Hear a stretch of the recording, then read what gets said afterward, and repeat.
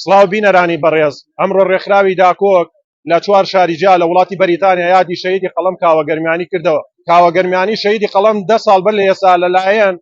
دەسەڵاتدارانەوە تیرۆر کرا.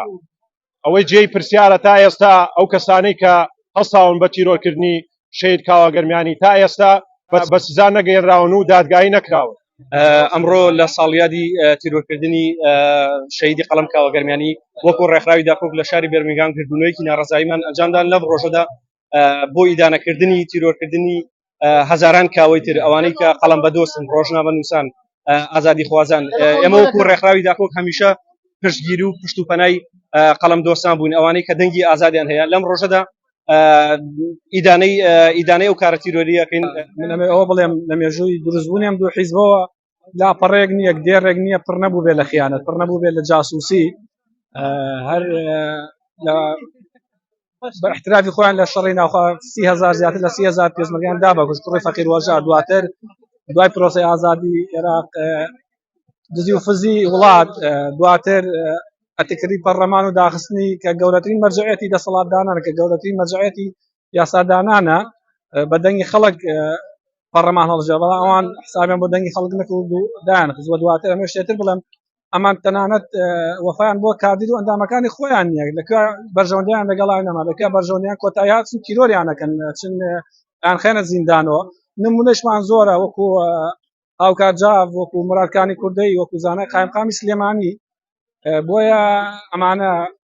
مێژوویەمان پڕپڕە لە خیانەت، مێژووی پڕەمانە پڕپڕە لە خۆفرۆشی، یعنی نازانین بە چی وشەیەکی قێزەون بەکاربێنی بۆ ئەمان، ئەو نەقێزەونن. ئەمە وەکو ئەندامانی ڕێکخراوی داکۆک ئەمڕۆکان ناستین بە سازانی خۆپیشاندانێک بۆ یادکردنەوەی شەهیدی قەڵەم کاوەگەرمیانی کە لەلایەن یەکێتی و پارتی و دەسەڵاتدارانی کوردیەوە لە ساڵانی ڕابردوو تیرۆر کرا و چەندان شەهیدی تری ڕێگەی ئازادیمان هەبووە کە بەدەستی ئەو دوو ماڵەیە تیرۆرکراون. ئێمە بەتوندی ئیدانە ئەم کارە دەکەین و داوا دەکەین ئەو جیراوانی کە ئێستا ئەو دەنگە ئازادیانی کە ئێستا لە زیندانەکاندان ئازاد بکرێن و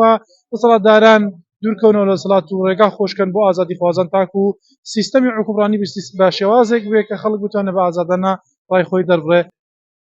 ئەمڕۆ لە یادی شەهیدکردنی قەڵەمێک، لە یادی تیرۆرکردنی ڕشتنی خوێنی بەناحەق کاوەگەرمیانی لە بێرمینگام چالاکوانان و ڕۆژنامەنووسان و ڕێکخراوی داکۆک بۆ بوونەتەوە بۆ پشتگیری نەکردنی ڕشتنی خوێنی بەناحەق و کۆتایی هێنان بە ڕشتنی خوێنی ڕۆژنامەنووسان و ئازادی خوازانی کوردستان و هەموو ناوچەکە و دەوروبەری. سڵاو و ڕێزم سەری خۆماندان لە نەوێنی لە بۆ ئەو شەهیدی قەڵەم. ئەو شەهیدە چی نەکرد، بەس قەڵەمی بەرز کردەوە، دامافی خەڵکی کرد بەداخەوە بە دەستێکی ڕەشی تیرۆر بە دوو نەماڵی جاش و خۆفرۆش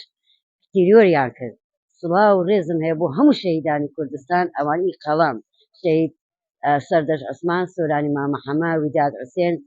دووبارە و سێبارە. سڵاو و ڕێزم هەیە بۆ شەهیدی نەمر کاوەگەرمیانی. جاش بارزانی بمری پارتی و یەکێتی، جاش بارزانی بڕخێ دەسەڵاتی گەندەری، نەفرەت لە دەسەڵاتی گەندەری. ئەمڕۆ وەکو ڕێکخراوی داکۆک لە شاری ماستەر یادێکمان بەرز ڕاگرت، یادی شەهیدبوونی کاوەگەرمیانی. ئێمە پێیان دەڵێن کە ئێوە کاوەتان شەهید کرد، سۆرانی مامەحەمەدتان شەهید کرد، سەردەشتان شەهید کرد، ئەوانەی شەهیدتان کردن هەزاران کاوە و سەردەشت و ئەوانەمان پەروەردە کردووە بۆتان دەنێرینەوە. وەکو ڕەوەندی کوردی ئامادە بووین لێرە بۆ سەرکۆنەکردنی تیرۆری شەهید کاوەگەرمیانی و سەرجەم تیرۆری شەهیدانی قەڵەم لە کوردستان. ئەوانە سەرکۆنەیەکەین، سەرکۆنەی ئەو دەسەڵات و حیزبانەیەکەین کە ڕە و ئازادی لە ناو کوردستانە تیرۆرەکەن، کە ناهێڵن دەنگی ئازاد هەبێ، ناهێڵن هاوڵاتیان ینی ئازادی خۆیان هەبێت، ڕایان هەبێت، دیموکراسی هەبێت. ئێمە وەکو ڕەوەندی کوردی سەرکۆنەی ئەوەکەین لە دەرەوەی وڵات و خۆپیشاندان و گرتبوونەوەی بۆ ئەوە کۆبوونێتەوە ئەو دەنگە ئازادانە دوو بۆبارە سەرکۆنە نەکرێن و تیرۆر نەکرێت. ئێمە ئەوڕۆ خڕبوونەوە ڕەوەندی کوردی لە وڵاتی بەریتانیا بە سەرپەرشتی ڕێکخراوی داکۆک لە ساڵیادی شەهیدکردنی کاوەگەرمیانی چەند کوشت و کوشتارەکە لە عێراقدا زۆر بەداخەوە عێراق ڕۆژ بڕۆژ بەرەو خراپتر دۆخی خراپتر دەبێت و لە لەسای حکوومەتێکی فاشل و گەندەڵ و وەک مافیا وەک هەشت شعبی و چەندین گروپ و ڕێکخراوی کەسەکداریکە هەن لە عێراقدا کە حیساب بۆ هیچ ماف و یاسایەک ناکەن و ڕۆژانە چەندین خەڵک دەکوژن و چەندین خەڵک دەکوژن و وەک ڕۆژنامەنووس و وەک هاوڵاتی مەدەنی و هیچ مافی سەرەتاییش نییە لە عێراقدا.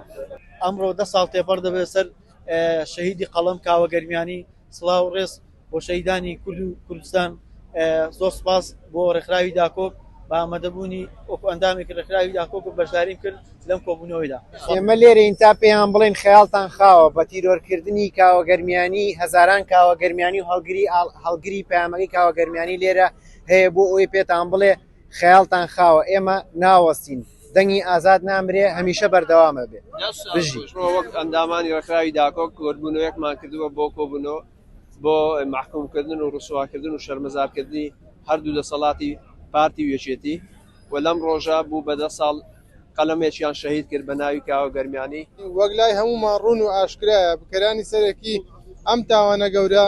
تا ئێستا زۆر بە ئازادانە دەسوڕێنەوە لە ژیانی هایلایفی خۆیان دەژین و هیچ لێپرسینەوەیەک و سەزایەک نەدراون هەر بۆیە ئەم کەیسە کەیسی خەڵکی هەموو هەرێمی کوردستان و هەموو چالاکوانانە پێویستە لەسەر هەمومان دژی ئەم کارە تیرۆریستیە بوەستینەوە. وەک دەزانن 10 ساڵ تێدەپەڕێ بەسەر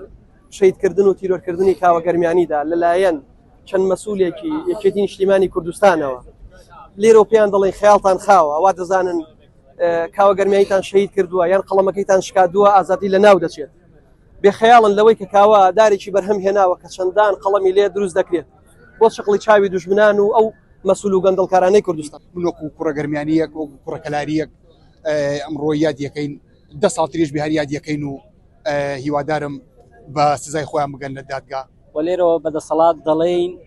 ئەگەر لەوێ کاوەیەک نەمابێ لێرە هەزاران کاوەی نوێ سەری هەڵداوە ئەگەر پێتان وایە لەوێ قەڵەمێک شکاوە لێرە سەدان قەڵەمی نوێ سەری هەڵداوە ئەی میلەتی خێر لە خۆ نەدی و ئەگەر پێتان وایە دەنگتان کپ کراوە پەردۆی ڕەش بەسەر هاوار و ناڵەی ئێوە دراوە ئەوان خەیاڵیان خاوە ئەمڕۆ لێرە یادی ئێوە و دەنگی ئێوە بە ڕووی جیهاندا دادراوە بۆیە دەڵێم